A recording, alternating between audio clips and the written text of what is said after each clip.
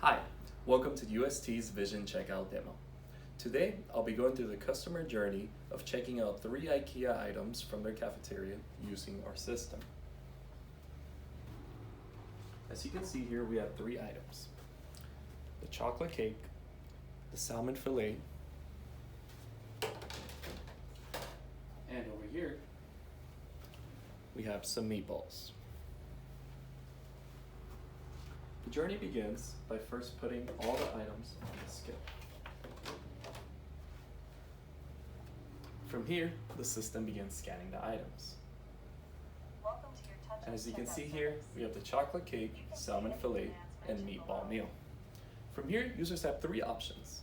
They can either touch the screen, use their voice, or even gesture. Let's begin with voice. Pay now. Now, let's proceed with gesturing. By hovering our hand over the screen, there's a black dot on our system that will follow their hand and react to an air push. From here, user grabs their card, taps it on the payment, and proceeds. Please use voice commands. I will now touch the screen. Please rate our service. The user grabs the receipt and ends the transaction by rating the system. 5.